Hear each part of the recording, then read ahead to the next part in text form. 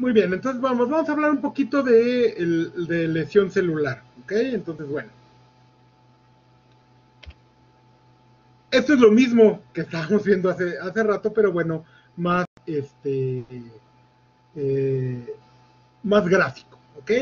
Tenemos todo transversalmente. Aquí se ven las dos cavidades ventriculares. Sí las vemos, ¿no? Muy bonitas, ¿ok? Bueno, este es un miocito cardíaco normal. Cuando le ponemos un estímulo, por ejemplo, un estímulo para un miocito sería que aumentara su carga de trabajo.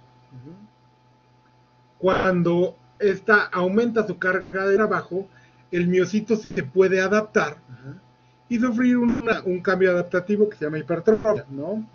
¿Qué es lo que va a suceder? Este miocito se va a hacer más grande, ¿ok? Eso es lo que pasa cuando ustedes hacen, por ejemplo, ejercicio. Una de las características que tiene el músculo estriado, tanto esquelético como cardíaco, es que no tiene la capacidad de reproducción. O sea, no puede sufrir mitosis, ¿ok? Se puede adaptar. Pero si el miocito no se puede adaptar, ¿qué va a suceder? Bueno, pues se va a degenerar, ¿no? Una de estas degeneraciones que puede sufrir este miocito, pues se llama degeneración vacuolar grasa. Igual que sucede con los hepatocitos, también sufren degeneración vacuolar grasa, ¿no? Y bueno, aquí está representado, ahí están las vacuolas amarillas que son de grasa, ¿ok? Pero también este miocito, si no se puede, si con la degeneración no fue suficiente y se pasa al no retorno, el miocito se muere. Y vean la diferencia, ¿no? Vean aquí las cavidades cardíacas, vean el tamaño, el color del músculo, y vean aquí como los miocitos aumentaron de tamaño, se hicieron más grandes, como el corazón no puede crecer hacia afuera, ahorita vamos a hablar de estos cambios, generalmente empieza a crecer hacia adentro. ¿Cuál es el trastorno que sucede? Que las cavidades cardíacas se hacen más pequeñas, y eso se llama hipertrofia cardíaca concéntrica. Vamos a hablar mucho de eso ahorita, ¿vale? Pero bueno, vean, aquí por alguna razón, ¿no? Generalmente por isquemia, los miocitos de este corazón se murieron, ¿ok? Y vean toda esta zona bien delimitada, ¿no? Por cambios vasculares, y blanquecina, ¿no? Y aquí en estos casos incluso medio negruzca. Esto es una zona de muerte del tejido cardíaco. ¿Alguien sabe cómo se llama eso? Es una zona de necrosis de origen isquémico. Muy bien, Rodrigo. Es un infarto.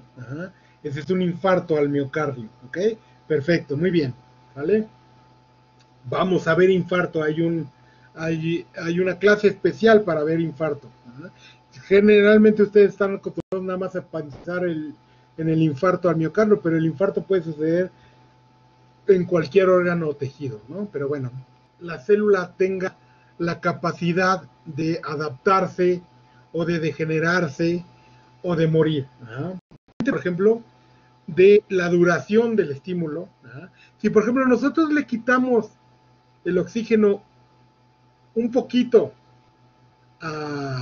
un ratito a una célula, pues tal vez pueda adaptarse a no tener tantito oxígeno o pueda nada más degenerarse.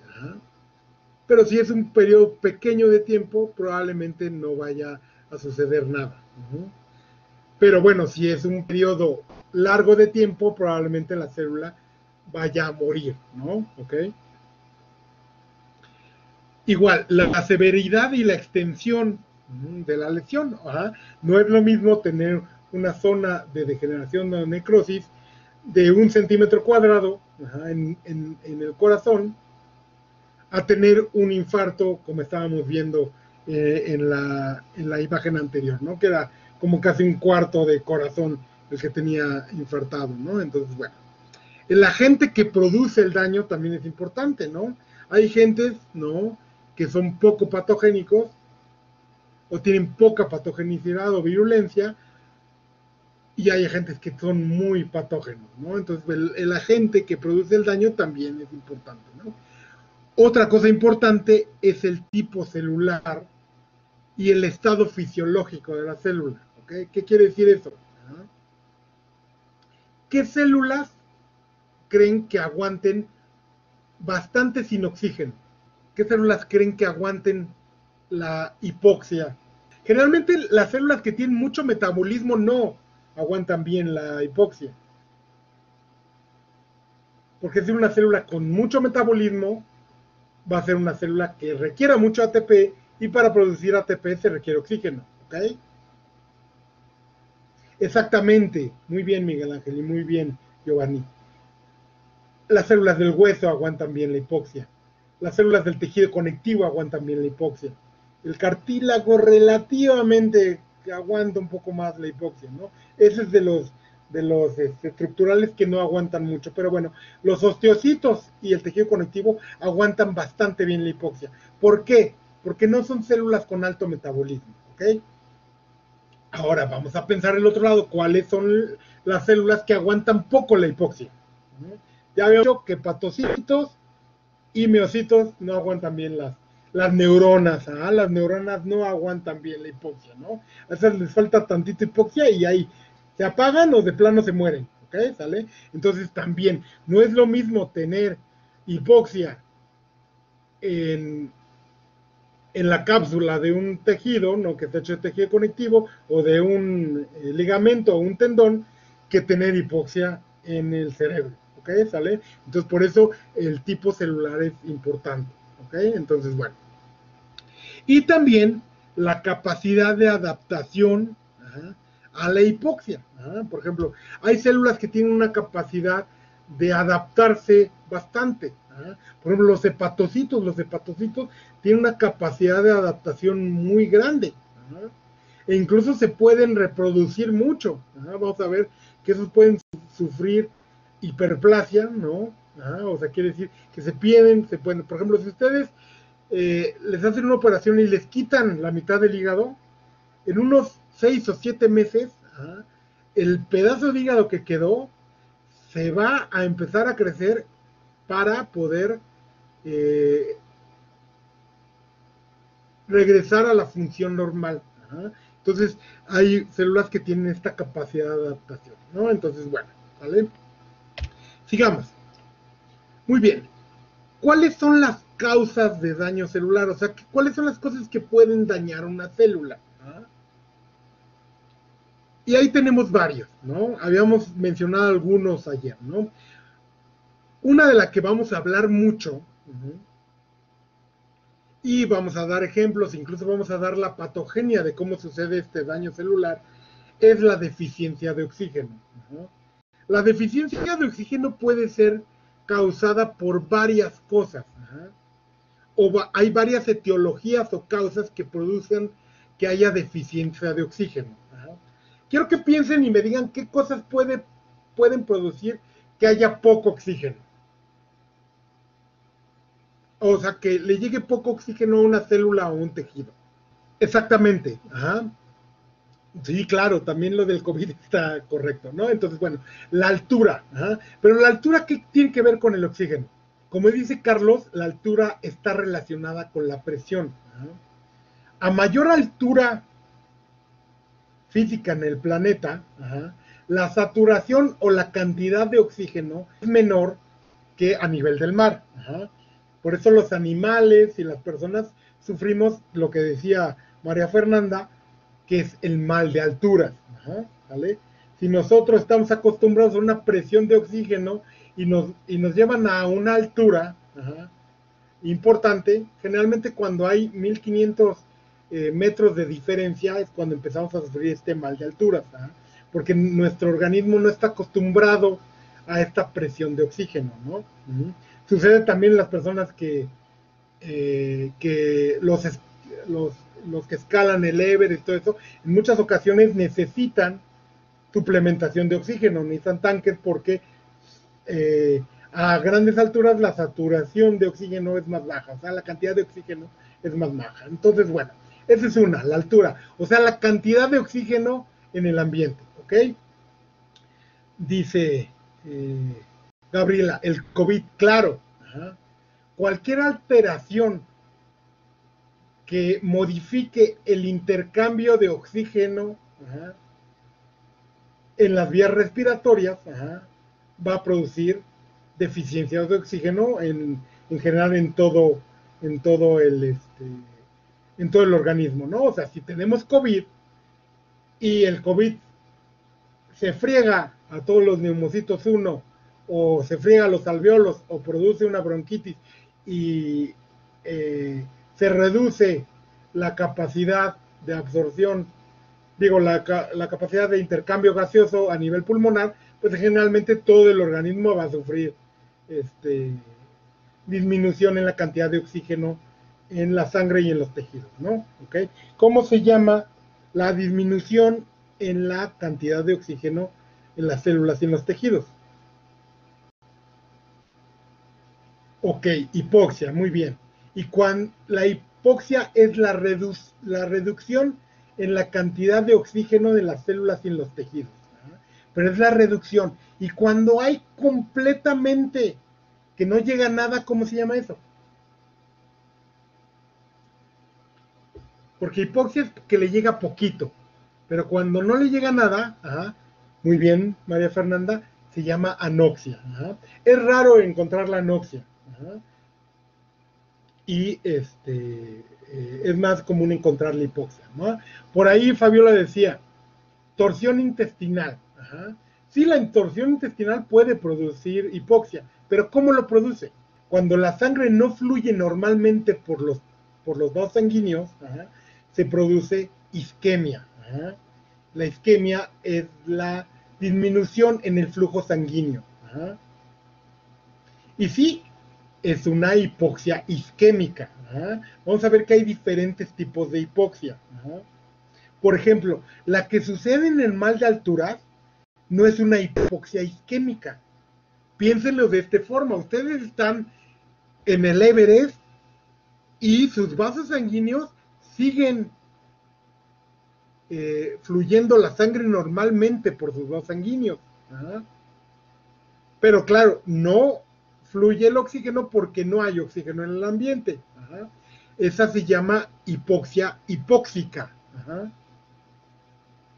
Cuando no fluye o no llega sangre, digo, oxígeno a los tejidos porque hay una isquemia, como dice Miguel Ángel, es una hipoxia isquémica. Ajá. Vamos a ver que hay diferentes tipos de hipoxia. Ajá. ¿Qué otra forma se puede producir hipoxia? Supongamos que hay oxígeno en el ambiente, flujo sanguíneo, ¿no? Pero no llega oxígeno a los tejidos. ¿Qué otra opción podríamos tener? Asfixia, o que no haya intercambio gaseoso, ¿no? Lo que habíamos dicho. Asfixia o alteraciones en el pulmón. Ese, producen una hipoxia hipóxica, porque realmente es como si no hubiera oxígeno. Pero, ¿quién transporta el oxígeno en la sangre? Va de la mano a lo que dice Rodrigo. Ajá, muy bien, Fernanda. La hemoglobina, y la hemoglobina está en los eritrocitos, ¿ok? ¿Cómo se llama cuando tenemos poca hemoglobina o pocos eritrocitos? Exactamente, Carlos. Anemia. Ajá.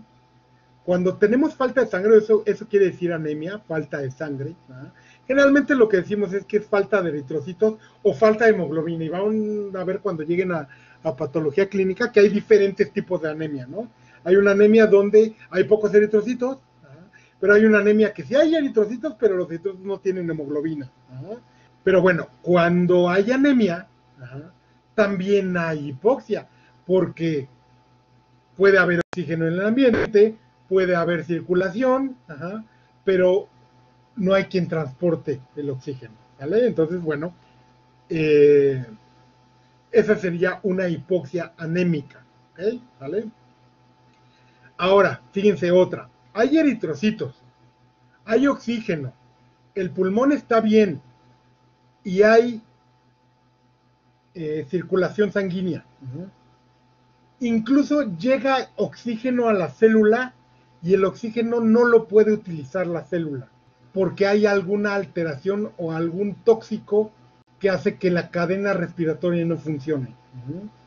¿Alguien conoce algún tóxico que haga eso?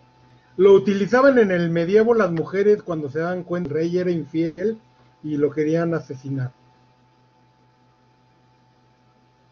Se lo daban en el agua, en los alimentos, y sabe a nuez. Exactamente, ajá, el cianuro. El cianuro bloquea la citocromo oxidasa de la cadena respiratoria, y hay oxígeno, pero el oxígeno no se puede utilizar. Entonces también para la célula es como si no tuviera oxígeno, y esa se llama hipoxia citotóxica o histotóxica. ¿Vale? Pues bueno, vemos que hay diferentes formas de hipoxia, ¿ok? ¿Quedó claro todo esto? ¿Qué otras cosas pueden producir daño? Los mencionamos hace, agentes físicos, ¿no? ¿Ok? El frío, el calor, las radiaciones, ¿vale? Pueden producir daño celular. Agentes infecciosos, habíamos dicho, ¿no? Pero también, por ejemplo, desbalances nutricionales. El exceso o la deficiencia de nutrientes puede producir daño celular. Tanto de macromoléculas como de micromoléculas. O, por ejemplo, ustedes, si tienen deficiencia de selenio o de vitamina E, vamos a ver que eso produce daño celular. Produce una enfermedad que se llama músculo blanco. Y es una degeneración y un tipo de necrosis que vamos a ver específicamente. Entonces, los desbalances nutricionales también producen eso, ¿ok? Los trastornos genéticos, por ejemplo, el albinismo produce alteraciones, ¿ok? Hay diferentes trastornos genéticos que producen alteraciones. Por ejemplo, hay un trastorno genético que hace que no coagulen bien. Y si tienen deficiencias en la coagulación, van a tener hemorragias por todo el mundo y por todas partes, y se van a morir. ¿Alguien se acuerda cómo se llama ese trastorno genético? La hemofilia, exactamente, Ana. La hemofilia es un trastorno genético que produce que haya alteraciones en la coagulación, ¿no? Y se mueren las personas, ¿no? Incluso es una alteración genética relacionada, ligada al sexo.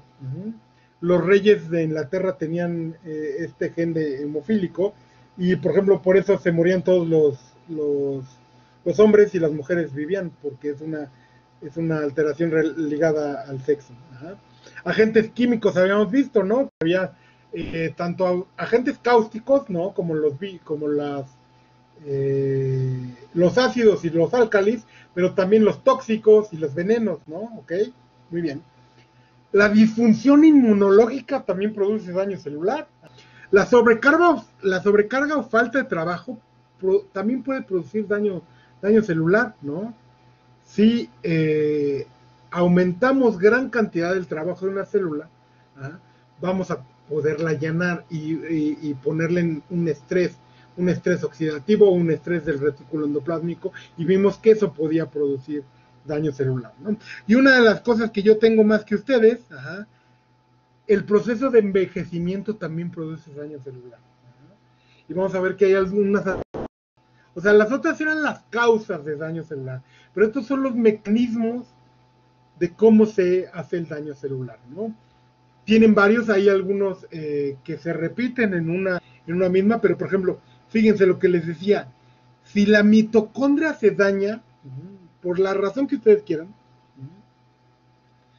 va a producir que haya daño en la producción de ATP o disminución en la producción de ATP, ¿no? Y va a tener efectos metabólicos importantes en la célula, ¿no? Las formas reactivas de oxígeno, que vamos a hablar mañana, que son los radicales libres, también pueden producir. Los radicales libres interaccionan tanto con los lípidos como las proteínas, como el DNA. La entrada de calcio al citosol o dentro de la célula también produce daño, ¿vale? Este calcio puede venir de afuera, ¿no? O puede venir también dentro de la mitocondria hay bastante de calcio, ¿no? ¿Y qué es lo que hace el calcio? Activa diferentes enzimas, ¿no? Vamos a hablar mañana de qué sucede con el calcio y las enzimas, ¿ok? Otra de las cosas que se puede dañar es la membrana o las membranas, ¿vale? Por ejemplo, si se daña la membrana plasmática de la célula, pues vamos a perder componentes celulares, ¿no? Se va a romper la célula. Pero también se pueden dañar los organelos membranosos. Y los dijimos hace rato, los organelos, el Golgi, el retículo endoplasmático liso, los lisosomas también son organelos membranosos. Entonces, si se daña la membrana de estos organelos, por ejemplo, de los lisosomas, si se rompen los lisosomas dentro de la célula, los lisosomas tienen enzimas proteolíticas y empiezan a digerir los componentes celulares, ¿ok? Otra de las formas que habíamos hablado de daño celular o mecanismo de daño celular es que se dañen o se desnaturalicen las proteínas, ¿no? Habíamos visto que cuando se pliegan incorrectamente las proteínas, se pueden dañar, ¿no? Una de las cosas que hace, y otra forma de dañar es que también se daño en el DNA. Hay muchas cosas que producen daño en el DNA y las vamos a hablar. Hay toxinas que producen daño en el DNA. Las micotoxinas que mencionamos ayer producen daño en el DNA. Bueno, algunas, ¿no? Las aflatoxinas producen daño en el DNA. Y este daño en el DNA puede traducirse en mutaciones. Y las mutaciones se pueden traducir en neoplasias, ¿no?